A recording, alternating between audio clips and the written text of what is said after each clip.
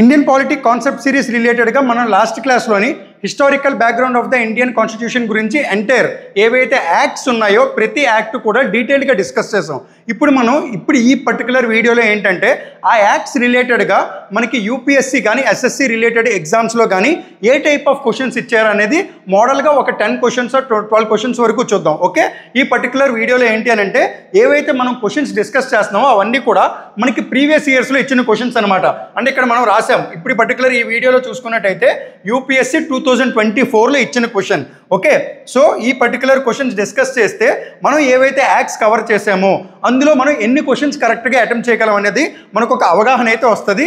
And ఒకవేళ కనుక ఎవరైనా ఆ యాక్ట్స్ ఏవైనా మిస్ అయినట్టయితే మీరు ఒకసారి వెళ్ళి ఆ యాక్ట్స్ అన్ని చూసిన తర్వాత ఈ పర్టికులర్ వీడియో కనుక వచ్చినట్టయితే మీకు మ్యాక్సిమం హెల్ప్ అవుతుంది. అట్ ద సేమ్ టైం ఈ పర్టికులర్ వీడియోలో ఏంటంటే making of the Indian constitution రిలేటెడ్గా కూడా కొన్ని క్వశ్చన్స్ అయితే ఉన్నాయన్నమాట. అవి కూడా సేమ్ ఈ పర్టికులర్ వీడియోలోనే డిస్కస్ చేస్తున్నాం. ఇప్పుడు మనం చూసుకున్నట్టయితే చూడండి, first question, who was the provisional president? Who was the provisional president of the Constituent Assembly before Dr. B. Rajendra Prasad took over? ఈ పర్టికులర్ క్వశ్చన్ మనకి ఎందులో ఇచ్చారు? UPSC 2024. And it is a very direct question. Okay, ఈ direct question చాలా ఈజీగా కూడా మనం పెట్టచ్చు. ఏదైతే మనకి కాన్స్టిట్యూయెంట్ అసెంబ్లీ అనే దాన్ని ఎస్టాబ్లిష్ చేశారో, ఈ ఎస్టాబ్లిష్ చేసిన తర్వాత దానికి ఒక పర్టికులర్ పర్సన్ని ప్రెసిడెంట్గా అపాయింట్ చేశారు. అతనే, and he is none other than doctor Sachchidananda Sinha. Okay, Sachchidananda Sinha. ఈయన్ని ఫస్ట్ మనకి కాన్స్టిట్యూయెంట్ అసెంబ్లీ ప్రెసిడెంట్గా అపాయింట్ చేశారు. బట్ డ్యూ టు ఆయన ఏంటంటే టెంపరీ బేసిస్ మీద అపాయింట్ అయ్యారు. బట్ దాని తర్వాత ఏంటి అని అంటే పర్మనెంట్గా ఒక పర్టికులర్ పర్సన్ని ప్రెసిడెంట్గా అపాయింట్ చేశారు. అతనే doctor B Rajendra Prasad. So here మనకి ఇప్పుడు ఆన్సర్ ఏంటి? Here the answer is doctor Sachchidananda Sinha. It is a very direct question. దీనికి మనం దాన్ని ఏమంటారు, ఏదో ఒక లాజిక్ ఉపయోగించి చేయడం అలాగేం అవసరం లేదు, చాలా డైరెక్ట్గా ఇచ్చారనమాట. ఓకే, నెక్స్ట్ సెకండ్ క్వశ్చన్ చూడండి. ఇది కూడా మనకి ఏంటి అని అంటే యూపీఎస్సీ 2024లో ఇచ్చిన క్వశ్చనే. With reference to the government of India act 1935. ఒక్క చిన్న విషయం ఏంటంటే ఎప్పుడైనా సరే మనకి ఇలాంటి స్టేట్మెంట్ బేస్డ్ క్వశ్చన్స్ వచ్చాయి అని అంటే మాత్రం కొంచెం జాగ్రత్తగా గమనించి ప్రతి పాయింట్ని each and every single word కూడా మనకి చాలా ఇంపార్టెంట్. దాని రిలేటెడ్గా మీరు చూసుకొని మీరు ఆన్సర్స్ అటెంప్ట్ చేయాలి. ఒకవేళ డైరెక్ట్ క్వశ్చన్స్ వస్తే మీరు డైరెక్ట్గా పెట్టేయచ్చు. బట్ ఇలాంటి క్వశ్చన్స్లో ఏంటి అని అంటే మనకి చిన్న చిన్న కీవర్డ్స్ ఉంటాయి, వాటి రిలేటెడ్గా ఆలోచించి మనం చాలా జాగ్రత్తగా ఆన్సర్ అయితే పెట్టాలి. సో ఈ క్వశ్చన్ మనకి 2024లోని యూపీఎస్సీలో ఇచ్చారనమాట ప్రిలిమ్స్లో. With reference to the government of India act 1935 act రిలేటెడ్గా ఒక స్టేట్మెంట్, ఒక 2 స్టేట్మెంట్స్ అయితే ఇచ్చారు. ఏది కరెక్ట్ ఏది రాంగ్ అనేది చూద్దాం. Which of the following statements given above is are correct అని అంటున్నాడు, ఇన్కరెక్ట్ అనట్లేదు. ఇక్కడ మనకి చెప్పాం కదా ప్రతి వర్డ్ చాలా ఇంపార్టెంట్. ఇక్కడ మనకి ఏది కరెక్ట్ అని అడుగుతున్నాడు. ఫస్ట్ స్టేట్మెంట్ చూడండి, it provided for the establishment of an all India federation based on the union of the British Indian provinces and princely states. Okay, ఈ పర్టిక్యులర్ ప్రొవిజన్లోని ఏదైతే మనకి గవర్నమెంట్ ఆఫ్ ఇండియా యాక్ట్ 1935 ఉందో అందులో మనకి important ప్రొవిజన్స్లోని first provision మాట్లాడింది ఈ పాయింటే. అంటే ఆల్ ఇండియా ఫెడరేషన్ అనే దాన్ని ఒకటి ఫామ్ చేయాలి. ఆ ఫామ్ చేసిన ఆల్ ఇండియా ఫెడరేషన్లోని it should be the combination of both British Indian provinces and princely states. Okay, ఏవైతే మనకి బ్రిటిష్ ఇండియన్ ప్రొవిన్సెస్ ఉన్నాయో at the same time princely states ఉన్నాయో ఈ రెండింటిని కంబైన్ చేసి ఒక యూనిట్ కింద తీసుకొని రావాలని అనుకున్నారు. ఓకే, ఒక యూనిట్ కింద తీసుకొని రావాలనుకున్నారు. దాన్నే ఆల్ ఇండియా ఫెడరేషన్ కింద ఏర్పాటు చేద్దామని అనుకున్నారు. బట్ ఇక్కడ ఒక పర్టికులర్ పాయింట్లో ఏం జరిగింది అని అంటే ప్రిన్స్లీ స్టేట్స్కి ఒక అధికారం ఇచ్చారనమాట. వాళ్ళు కావాలి అని అనుకుంటే జాయిన్ అవ్వచ్చు, వద్దు అని అనుకుంటే వాళ్ళు జాయిన్ అవ్వకుండా వేరేగా కూడా ఉండొచ్చు. సో ఫర్ దట్ రీజన్ ఇది ప్రొవిజన్ ఉన్నది కానీ ఎప్పుడు కూడా మనకి ఆల్ ఇండియా ఫెడరేషన్ అనేది ఎస్టాబ్లిష్ అవ్వలేదు. ఓకే, సో ఈ పర్టికులర్ ఫార్మాట్ ఎప్పుడు ఫామ్ అవ్వలేదు అనమాట. బట్ ఇక్కడ మనం చూసుకున్నట్టయితే ఆ ప్రొవిజన్ ఇందులో ఉన్నదా లేదా? గవర్నమెంట్ ఆఫ్ ఇండియా 1935లో ఉన్నది. సో ఈ పర్టికులర్ స్టేట్మెంట్ 1 ఏదైతే ఉన్నదో that is absolutely correct. Okay, next, defence and foreign affairs were kept under the control of federal legislature. Defense and foreign affairs were kept under the control of the federal legislature. No, these particular defense అంటే defence కానీ foreign affairs కానీ అలాగే tribal affairs కానీ ఇవన్నీ కూడా ఎవరి అండర్లో ఉన్నాయి అని అంటే these are under the direct control of the viceroy or governor general. మనం గవర్నర్ జనరల్ అన్నా వైస్రాయ్ అన్నా ఇద్దరు కూడా సేమే. ఓకే, గవర్నర్ జనరల్ చేతిలో కానీ వైస్రాయ్ చేతిలో కానీ direct power.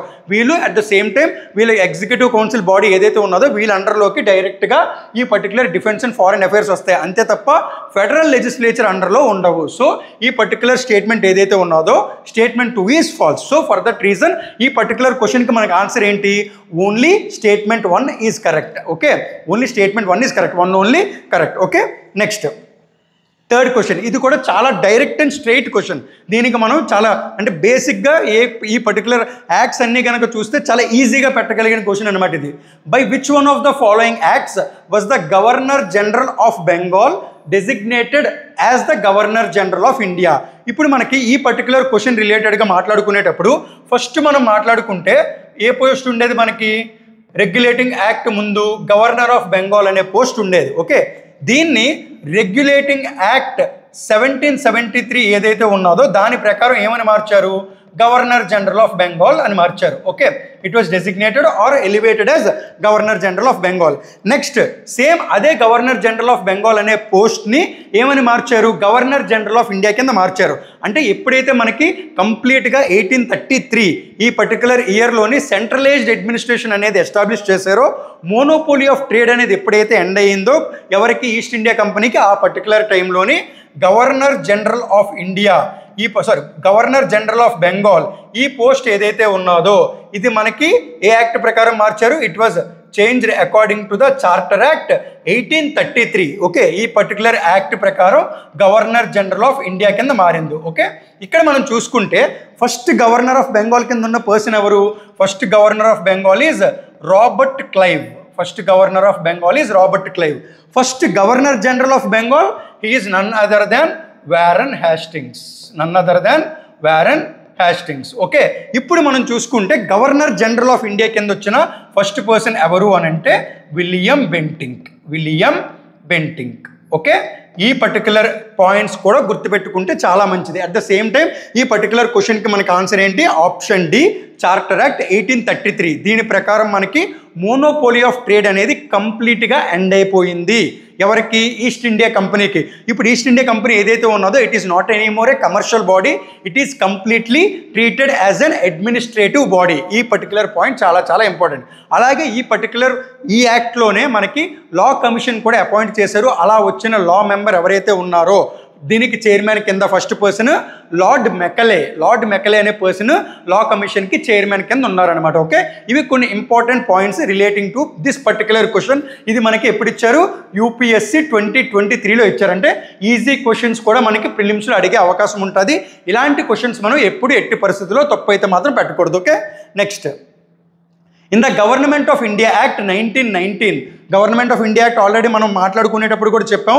That is one of the most important act. 1909, 1919, 1935 ఈ 3 యాక్ట్స్ ఏవైతే ఉన్నాయో వీటి మీద మ్యాక్సిమం రిపీటెడ్ క్వశ్చన్స్ వచ్చే అవకాశం అయితే ప్రతి ఎగ్జామ్లోనే ఉంటుంది అనమాట. Okay, in the government of India act 1919 the functions of the provincial government were divided into reserved and transferred subjects.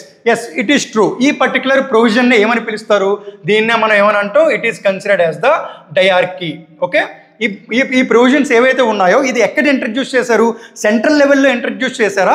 Provincial లెవెల్లో ఇంట్రడ్యూస్ చేశారా? This was introduced in the provincial level. అంటే ఏవైతే మనకి ప్రొవిన్సెస్ ఉన్నాయో వాటిల్లోని డయార్కీ సిస్టమ్ అనేది introduce చేసి ఈ పర్టికులర్ బాడీ రిజర్వ్డ్ సబ్జెక్ట్స్ కింద, ట్రాన్స్ఫర్డ్ సబ్జెక్ట్స్ కింద విడగొట్టారనమాట. Okay, next which of the following were treated as reserved subjects అని అడుగుతున్నాడు. ఎక్కడ?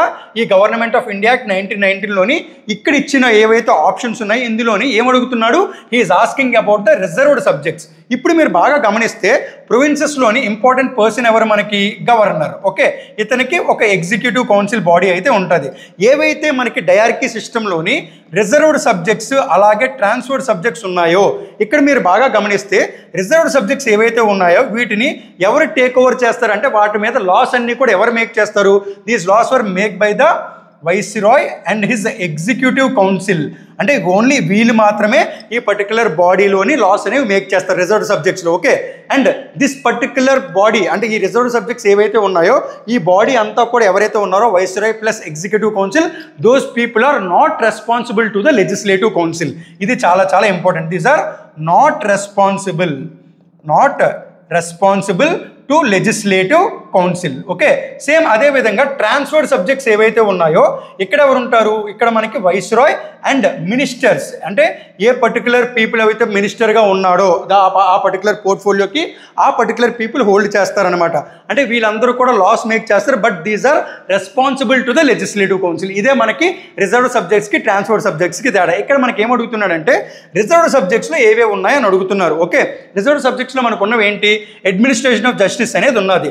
లోకల్ సెల్ఫ్ గవర్నమెంట్ ఏదైతే ఉన్నదో ఈ పర్టికులర్ది మనకి ట్రాన్స్ఫర్డ్ సబ్జెక్ట్స్లో ఉంది. అంటే ఏదైతే మనకి లోకల్ సెల్ఫ్ గవర్నమెంట్ ఉన్నదో ఇది మనకి ట్రాన్స్ఫర్డ్ సబ్జెక్ట్స్లో ఉన్నది. Okay, next land revenue it is in the reserved subjects. Next police, దీన్నే మనం లా అండ్ ఆర్డర్ అని కూడా అంటాం. లా అండ్ ఆర్డర్, పోలీసు, అలాగే police, land revenue, administration of justice, ఈ పర్టికులర్ పాయింట్స్లో 1, 3 and 4 ఏవైతే ఉన్నాయో ఇవి మనకి రిజర్వ్డ్ సబ్జెక్ట్స్లో ఉన్నాయన్నమాట. ఓకే, ఇప్పుడు మనకు ఆప్షన్స్ చూడండి, 1, 3 and 4. Option C is our answer. Okay, ఇక్కడ మనకు చూసుకుంటే లోకల్ సెల్ఫ్ గవర్నమెంట్ ఉన్నది కదా, ఇది మాత్రం ఎందులో ఉన్నది, లోకల్ సెల్ఫ్ గవర్నమెంట్ కానీ, రిలీజియస్ ఎండోమెంట్స్ కానీ, ఎడ్యుకేషన్ కానీ, హెల్త్ కానీ, ఇలాంటివన్నీ కూడా మనకి ట్రాన్స్ఫర్డ్ సబ్జెక్ట్స్లో ఉంటాయి. ఓకే, ఈ పర్టికులర్ క్వశ్చన్కి ఆన్సర్ 1, 3 and 4. ఇది మనకి యూపీఎస్సి ఎందులో ఇచ్చారు, యూపీఎస్సి 2023లో ఇచ్చారనమాట ఈ particular question. Okay, next with reference to the proposal of the క్రిప్స్ machine consider the following statements అని అన్నారు.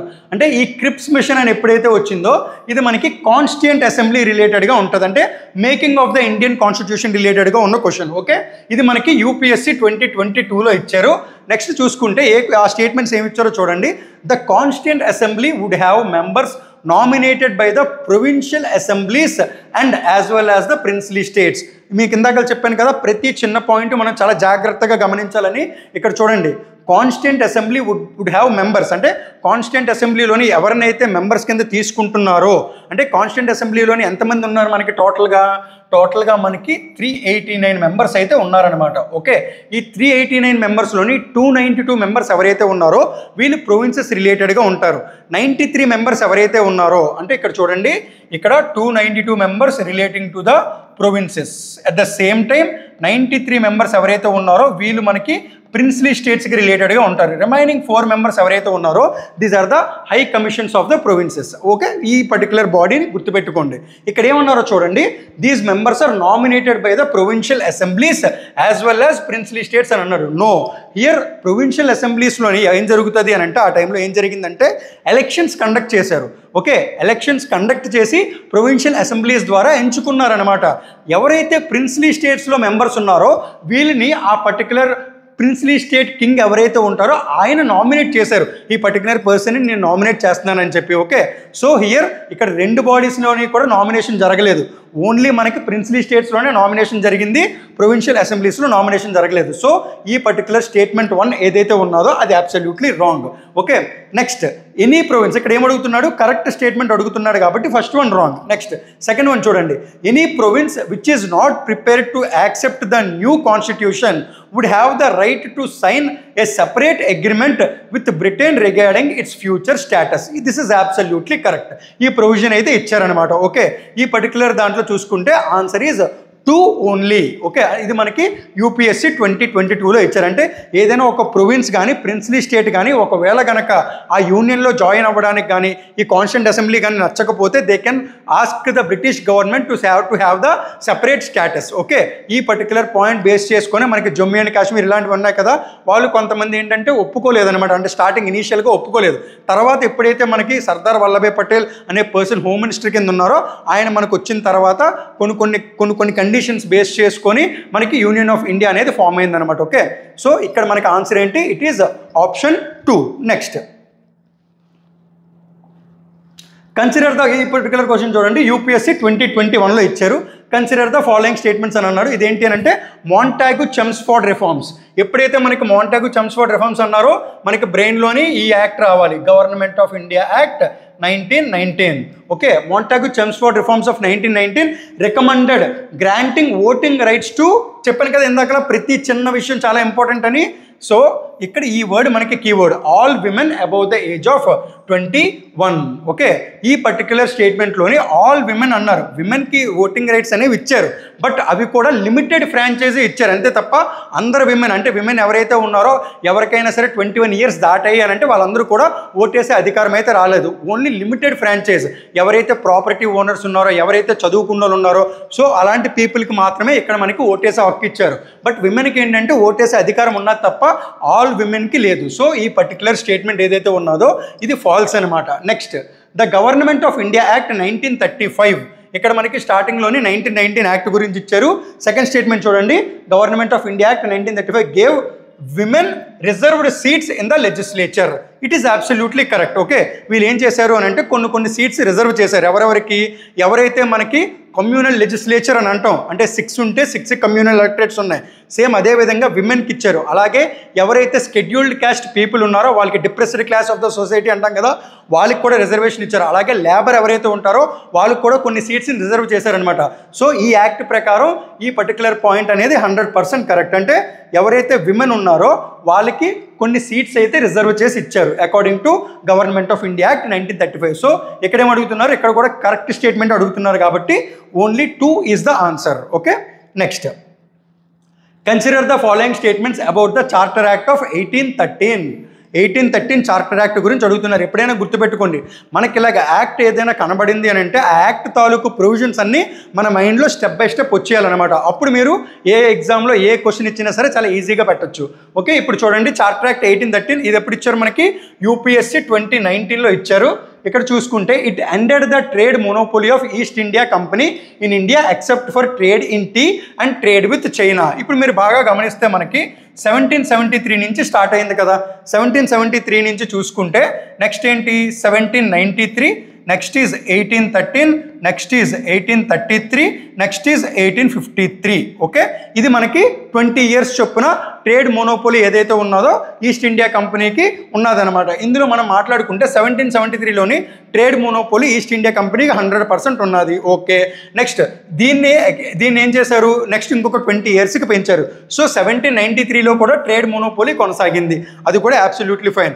నెక్స్ట్ 1793 నుంచి 1813 ఈ పర్టికులర్ పాయింట్ వచ్చేటప్పుడు కూడా ట్రేడ్ మోనోపోలీ 100% ఈస్ట్ ఇండియా కంపెనీకి ఉన్నది. బట్ ఈ చార్టర్ యాక్ట్ 1813 ఏదైతే ఉన్నదో ఈ యాక్ట్ చెప్పేటప్పుడు కూడా చెప్పాం, ఇక్కడ ఏం చేశారు అని అంటే ట్రేడ్ మోనోపోలీ ఏదైతే ఉన్నదో ట్రేడ్ మోనోపోలీ ఇది మనకి ఎండ్ అయ్యింది. ఓకే, ఈ ట్రేడ్ మోనోపోలీ ఎండ్ అయ్యింది, బట్ ఓన్లీ ఒక 2 ఎక్సెప్షన్స్ ఉన్నాయి. ఒకటి free trade and trade with China. ఈ పాయింట్ ఇచ్చారు కాబట్టి ఇది 100% కరెక్ట్. ఒకవేళ ఈ స్టేట్మెంట్ కనుక ఇవ్వలేదు అనుకోండి, స్టేట్మెంట్ 1 ఈజ్ రాంగ్. ఓకే, అంటే ట్రేడ్ మోనోపోలీ ఎక్కడ ఎండ్ అవ్వలేదు, ఎక్కడ ఎండ్ అయింది? 1833 యాక్ట్లోని కంప్లీట్గా ఎండ్ అయిపోయింది అనమాట ట్రేడ్ మోనోపోలీ అనేది. So this particular statement 1 is absolutely correct. Next, it asserted the sovereignty of the British crown over the Indian territories held by the company.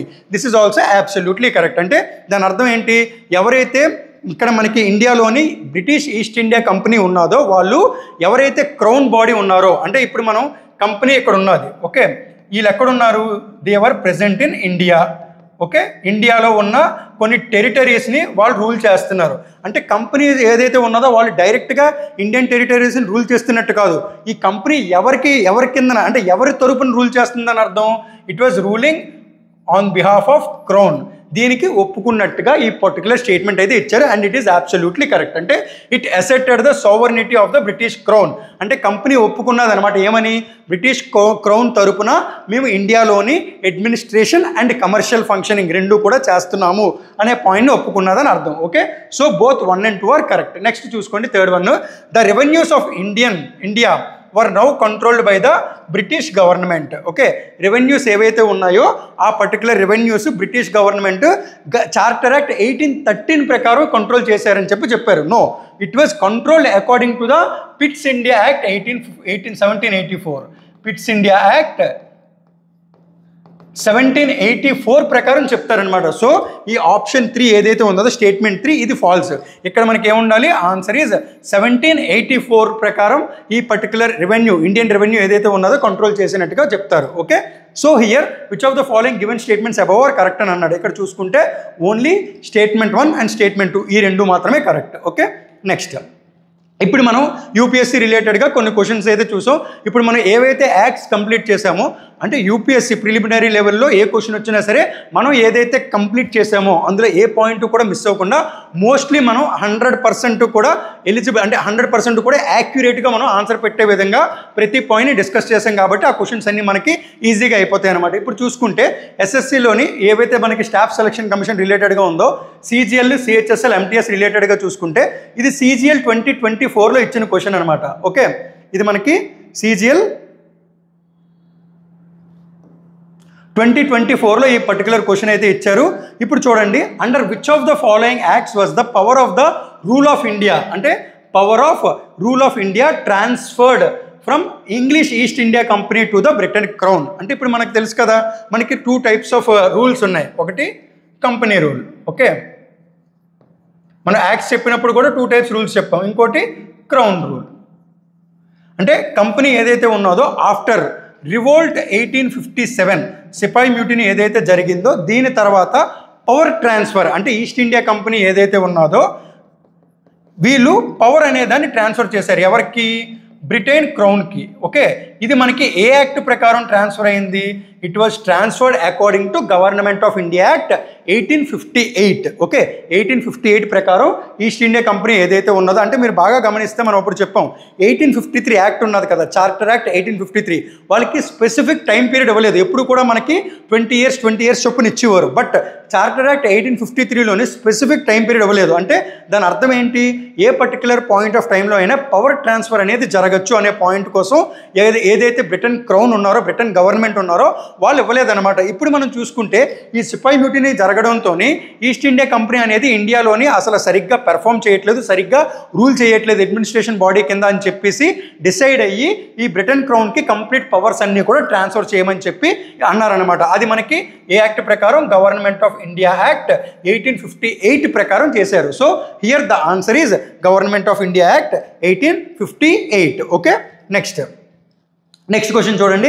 When was the secretary of state for India made responsible for the government of British India by bringing about changes in the home government? Okay, ఈ particular question కూడా CGL 2023లో అడిగారు. ఇందాక మనం last point చెప్పాం కదా, ఏం చెప్పాం? ఏదైతే మనకి గవర్నమెంట్ ఆఫ్ ఇండియా యాక్ట్ 1858 ఉన్నదో ఇక్కడ మనకి పవర్ ట్రాన్స్ఫర్ అనేది జరిగింది. ఓకే, ఈ పవర్ ట్రాన్స్ఫర్ జరిగేటప్పుడు ఆ ముందు వరకు కూడా ఎవరు ఉండేవారు? గవర్నర్ జనరల్ ఆఫ్ ఇండియా అనే పర్సన్ ఉండేవారు.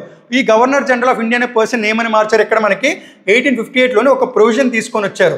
అంటే ఇప్పుడు మనకి ఏవైతే బోర్డ్ ఆఫ్ కంట్రోల్, ఇక్కడ గమనిస్తే మనకి board of control and court of directors ఈ ఇద్దరూ కూడా ఎక్కడ ఉండేవారు? These 2 bodies is to be present in the Britain. Okay, ఈ బ్రిటన్లో ఉన్న ఈ 2 బాడీస్ని వీళ్ళందరూ కూడా ఏంటి అని అంటే వీళ్ళిద్దరూ కూడా ఏదైతే ఇండియాలో కంపెనీ ఉన్నదో కంపెనీ రిలేటెడ్గా బ్రిటన్లో ఉండేవారు అనమాట.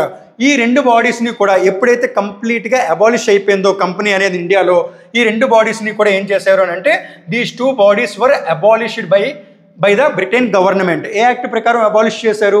It was abolished according to government of India act 1858. Abolish చేసిన తర్వాత కొత్త ఆఫీస్ అనేది తెరిచారనమాట. ఆ కొత్త ఆఫీస్ తెరిచిన తర్వాత ఎవరైతే మనకి పర్టికులర్ పర్సన్ బ్రిటన్ గవర్నమెంట్లోని